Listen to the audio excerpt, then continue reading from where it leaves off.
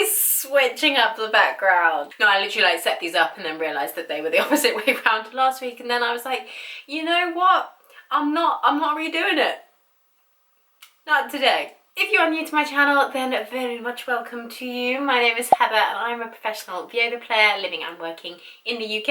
I mean, this is the viola. This is the actual viola that I play. And I make videos just all about freelance life and musician life. And I try and do a few videos every now and again, which are basically things they don't teach you that they really, really should. Like this whole video idea came out of the fact that on last Friday, I did a wedding gig. It was wonderful, so good to be back. And one of the other players, it was her first ever one. No problem with that. But she was graduating that week from music college, and she was kind of like, oh, you know, they don't really teach you this stuff. And I was like, that's a really, really good point. They don't teach you this stuff, and they really should. And there are so many things in the music industry where people are like, oh, you know, you have to learn that through experience, or like, I'm not telling you that, you should know. And it's like, why should we know?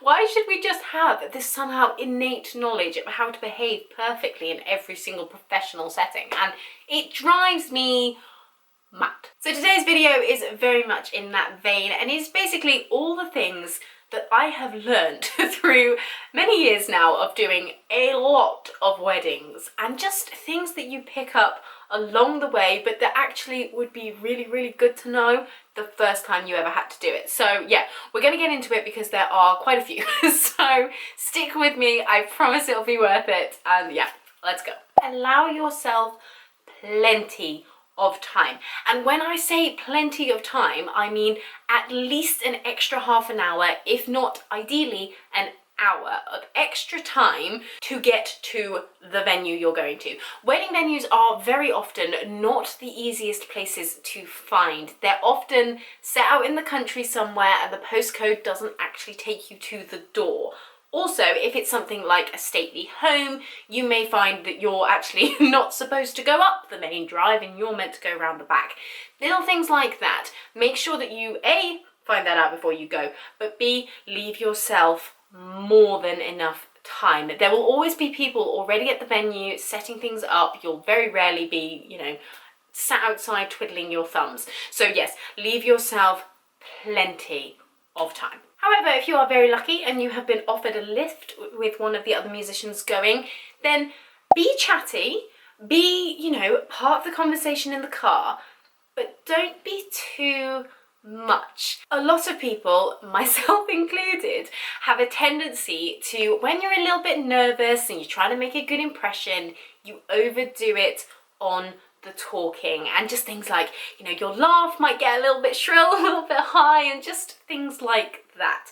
When you're all in a car, particularly when you're, you know, en route to the gig, you're all kind of getting into work mode, and then especially when you're on the way home, people might be quite tired and they may not be up for having a super in-depth conversation about things, or just lots of conversations in general. So if you find that you're kind of the only person talking, and maybe you're getting slightly like, or yeah, I suppose so kind of responses, maybe just dial it back a little bit. Having a quiet car is not a bad thing. Like I said, particularly on the way home, people are tired, they just want to get back, they're probably, you know, having a bit of food or whatever, and just don't overdo it on the chat. It is very, very easy to become a little bit overbearing and a bit too much and a little bit exhausting. So remember that getting asked back to these kinds of gigs is obviously partially about your playing and how well you play, but a big part of it is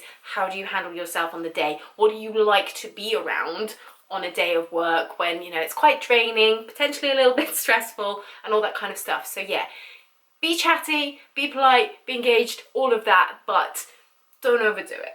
Ask for the set list in advance, and if you don't know any of the pieces on there or anything like that, then ask for a copy. Most groups will have a PDF of basically all of their music from either when they arranged it themselves or when they bought the arrangement, so they can easily send you a copy of your part. It's very unlikely that you'll do a lot of rehearsing pre-wedding. Remember, the other players have probably all played this stuff before. They're just going to have a bit of a warm-up, top and tail a few things, and then off you go. So you will not have a lot of rehearsal time. Also, most older classical pieces will be on places like IMSRP. So look them up, and especially if you are playing first violin, then make sure you listen to any of the pop songs, because a lot of the time the sort of written down version of a song isn't actually exactly how you know it. And a lot of the time when we're playing, you know, pop songs at weddings and stuff, you kind of play the tune that you know rather than the one that's exactly written. A lot of the time, don't go off piste too much, but a lot of the time we kind of, you know, the rhythm has a little bit of flexibility in it, so make sure that you know how the piece goes, because you need to be able to adapt in the moment. If you are asked to bring a music stand, then make sure it is black. I know you love your bright pink music stand. I know you do. I mean, I would too, but now is not the time. It needs to look uniform, it needs to look smart, so make sure that you have a black music stand. I mean, make sure that you own one anyway, but if you are asked to bring a music stand, make sure it is black. Ask what the dress code is, because it isn't always all black for weddings. Normally it is, okay? 9 times out of 10 it is, but every now and again a bride will ask, can you not be in all black? And then you'll try and kind of coordinate your outfits as best you can. So make sure that you ask in advance, and also ask if the dress code is calling for, you know, long dresses or long trousers, or if kind of a knee length dress or more kind of cut off trousers will be okay. If in doubt, go for your smarter option, because it's always better to be a little bit over smart for these things than to be underdressed, because that can just look a little unprofessional. And for the love of all that is stringy and musical, please, guys, wear black socks. This is something which I know a lot of people are like, it shouldn't matter, but it's just really unprofessional again. It's not smart to not wear black socks. So yeah, just put your black socks on. Again, similar with the pink music stand, okay? Homer Simpson stocks. Just not what we're going for, and that is from an actual experience of somebody turning up with bright yellow Homer Simpson socks on. Often groups won't do a big practice before the actual wedding. They'll probably have all played this stuff before, so they're just going to do a bit of a top and tail. This is again why it's really important to have looked through the music beforehand. So don't be afraid to ask to go over any particular spots that you're a little bit worried about. It won't look unprofessional. In fact, if anything, it'll look the total opposite, because it is so much better to have a quick go over things and make sure that you're comfortable and confident, you know what's happening, than for it all to go a bit pear-shaped mid-walk down the aisle. Make sure you have all of the music nicely organised. Again, most groups will just have folders, but make sure that you acquaint yourself with how it's all organised within that folder. Every group does it differently, and it's always good to check. I like to use those little like skinny post-it notes, particularly to just mark the page which will be the walking down the aisle music or the entrance music, because often it's a little bit of a she's here kind of a moment, or you know, you'll only get the few seconds that it takes the priest or the vicar, whoever's leading the ceremony, to say, you know, please be upstanding, blah blah blah blah blah. You need to be able to get to that music quickly. It is just the most awkward thing ever when you're all sat there, you're ready to go, and somebody's frantically flipping through their folder trying to find the right piece, okay? It's not good, and it is definitely gonna harm your chances of being asked back. So make sure that you have all of your music lined up and ready to go. Now, once the bride has entered and all the bridesmaids have gone down and everybody's crying and it's all lovely, it'll take her a few seconds once she's gotten to the end of the aisle to kind of, you know, get herself settled. There's normally a bit of dress zhuzhing that's going on. The bridesmaids are getting themselves settled. She's saying hello to the groom. There's a few seconds. So in those few seconds, you'll often find that the musicians, and if you're ever a guest at a wedding, look at the musicians at this point because it's probably quite funny, but we're all kind of eyeballing each other like, we're gonna fade now, we're gonna fade now, and it will be down to one person who will be appointed before, you know, the walking down the aisle to basically round the piece off, fade it out, end on the key chord. It is very unlikely that you will get all the way through a piece. I have yet to have that happen because brides in general walk pretty quickly down the aisle, so often you'll kind of just have to sort of fade out and kind of make it end nicely in a place that is not the end of the piece. So again, this is not the time to have your head stuck in your music stand. Make sure that your eyes are up and you're eyeballing whoever it is that is going to give you that signal. Be prepared to be flexible. There are often things, like I was saying about the bride getting to the end of the aisle and you having to fade out before the end of the piece.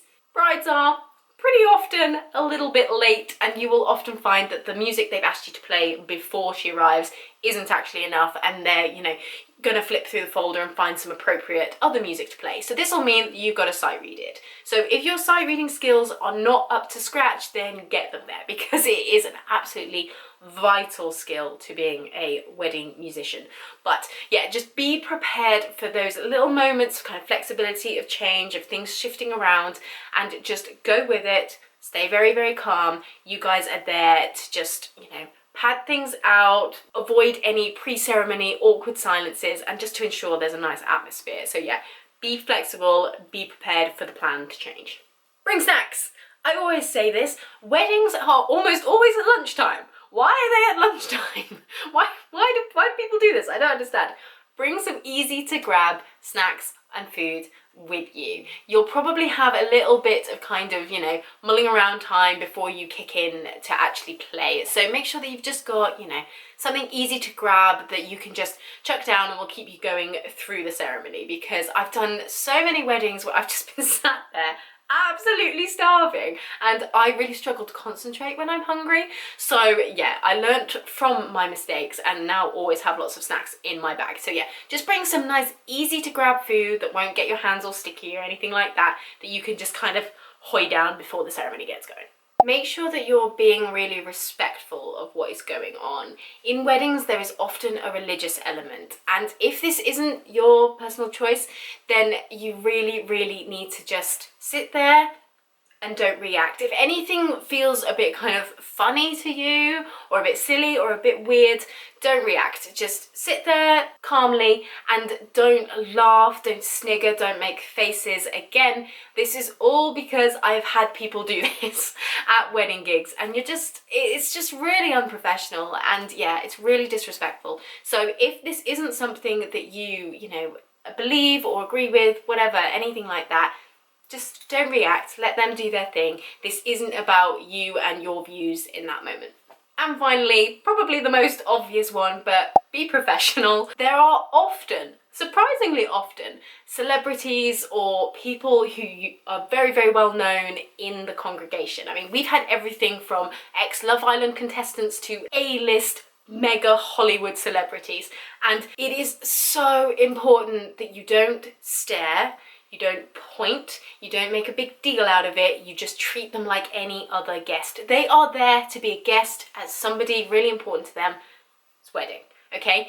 They are not there to sign autographs, take photos, or anything like that. Clock them, totally fine, chat about it in the car afterwards, but don't point, don't stare, leave them be.